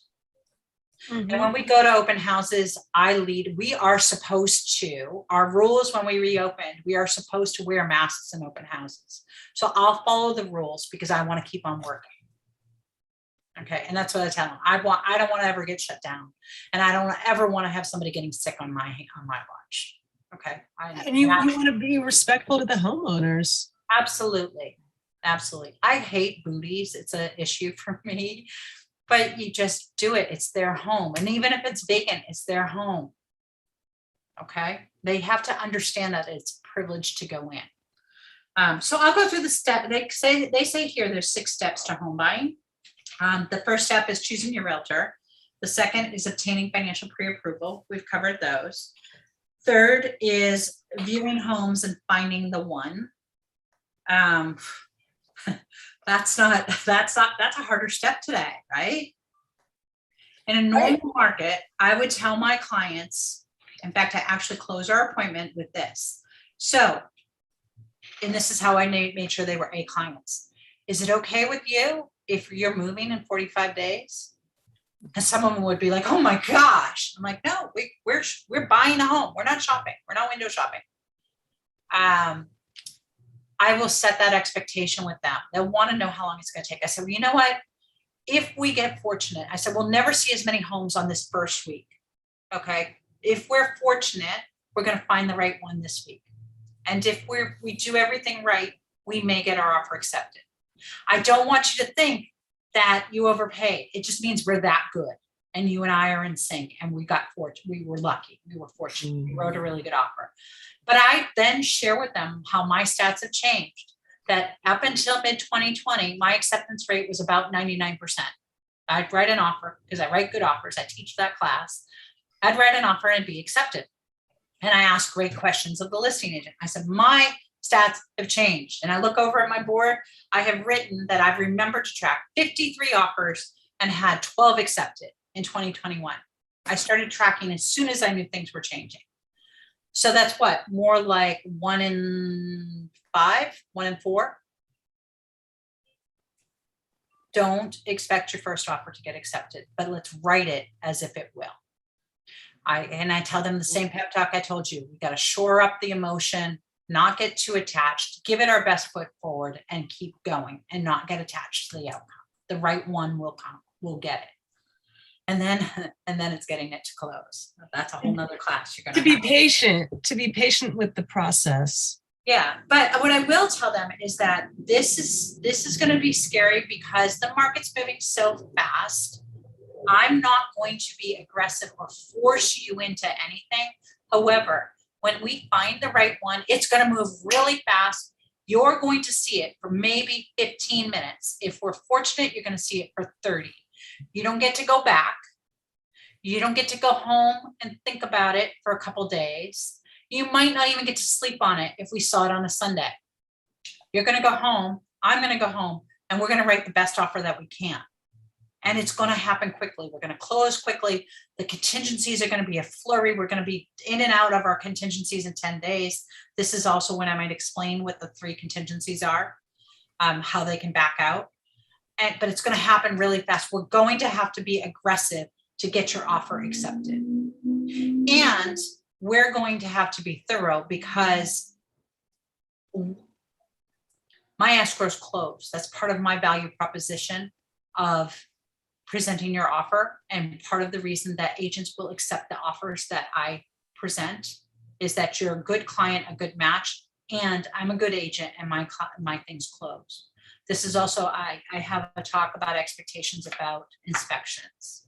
So we might as well have that.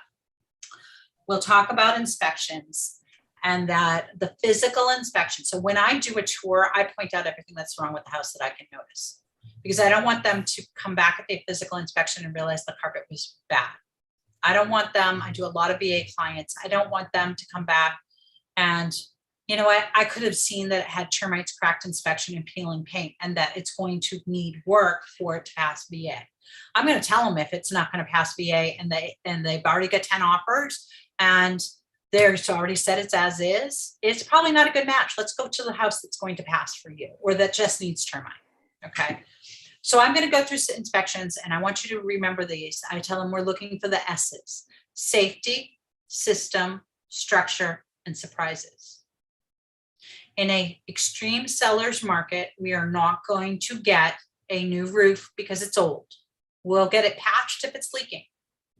We are not going to get a new furnace because it's old. If it heats to the temperature tolerances of the inspection, or if the AC cools 15 degrees, which is what my inspector looks for, you're taking that. Now, if there's a safety problem or if it doesn't work, we're going to negotiate that. With a fast escrow, usually we're going to negotiate a credit, okay? And I'll explain that to them. We're not going to have time for repairs. We're probably going to negotiate a credit. I said, but safety, systems, what are systems? AC, heat, structure, cracked slabs, asbestos, termites, paint, other things, and surprises. The electrical system, that's a system. The electrical system that is burning up when we run an IR scanner over it. I run in cycles. Last year was leaks and mold. The leaks and the mold that we didn't notice because they were under the sink and we didn't smell it. You know, the surprises. Those are the things we're going to negotiate. And I'm going to negotiate hard for you. I just need to set the expectation that if they've got 10 other offers, they may not give you anything, and they may be very reasonable, and I'm going to find out what that is. We are not negotiating to get the carpet stretched. We are not negotiating paint. We are not negotiating those little nickel dime the holes in the screens. Come on. We're not negotiating that in this market. Now, I can have this conversation with my clients. They can nod their head yes, like you're doing, and we can still open escrow, and they're going to say, I don't care. I still want you to ask for a credit for that. I still want the price lowered for that. And I've had it. And you work for them. You're the fiduciary, and you'll have to do that. But at least you'll know that you did your best job in setting your expectations. I have how old is he? 10. I have a client with a 10-year-old son, and he's heard me on Zoom, and he toured a lot of homes with me.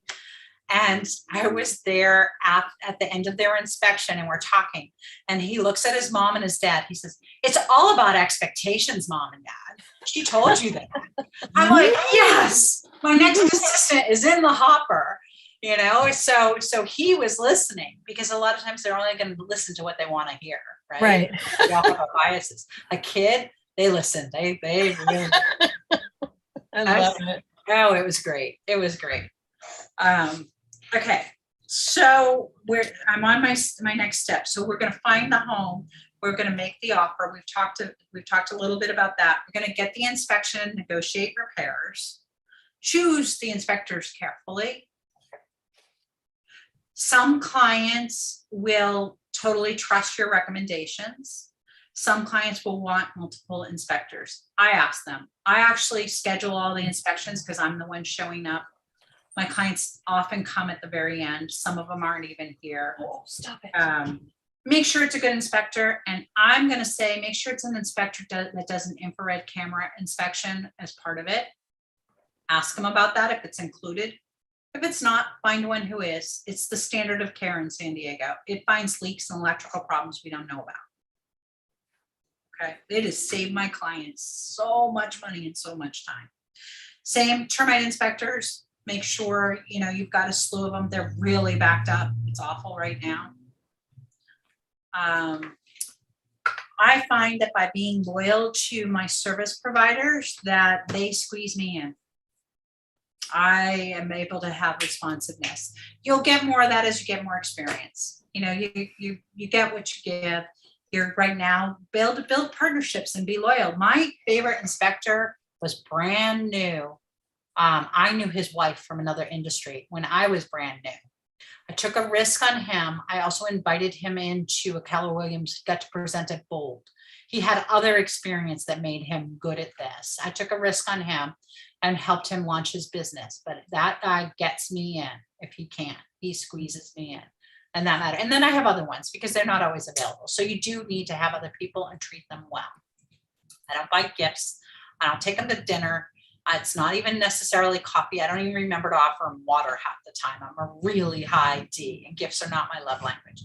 But I am generous in recommending them to people, good people. Don't recommend them to the jerks, just the good people. Okay. And then the next step we need to talk about that they don't have in here in the KW workbook is the appraisal. And this is more important right now than it's ever been. They need to understand that the appraisal. So why do deals fall out? They fall out at 3 times: inspections, appraisals, and loans falling apart. You're bulletproofing your transaction. We have a whole Ignite session on that. But you need to talk to them about appraisals and about appraisal gaps and about appraisal waivers.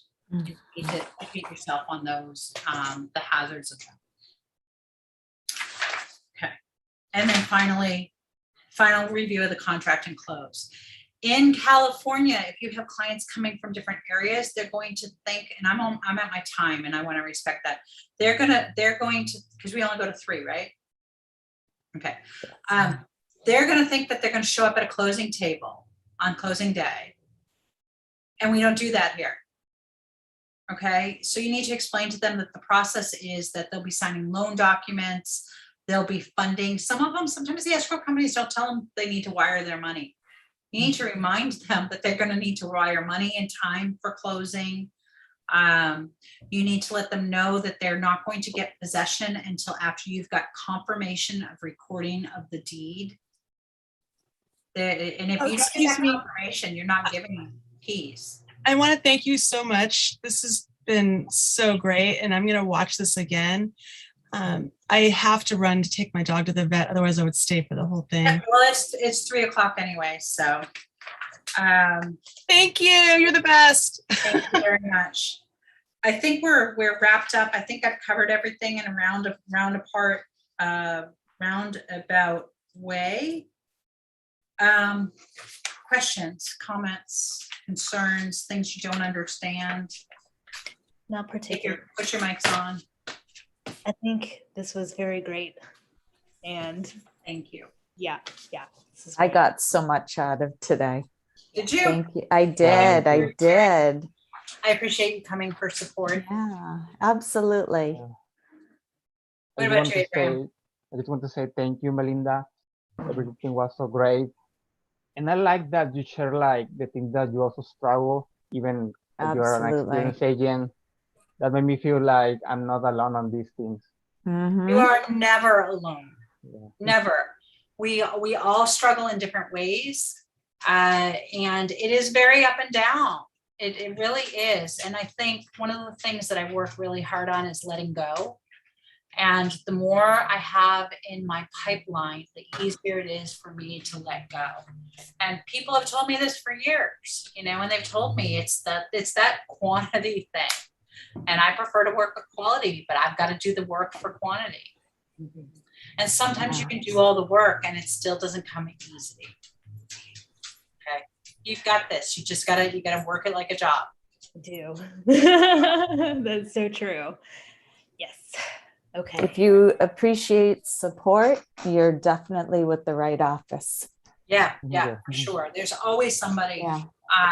The ALC structure is such, you may not even know what it is. It's the Associate Leadership Council, and it's made up of people invited that are in the top 20% of the office, but it's part of, we don't get paid or anything, it's volunteer, but it's part of our culture to give back, because there were ALC members who poured into me and answered my questions and still answer my questions. We still go to each other. We have our own WhatsApp going all the time and asking questions and still asking each other. You've got to have peers and colleagues and mentors. Just ask, never be afraid to ask. That's the KW culture. That's why you're here. Okay. Be well, go make your 10 contacts. Yeah. Thank you. Thanks, Bye. Melinda. Thank you for the time.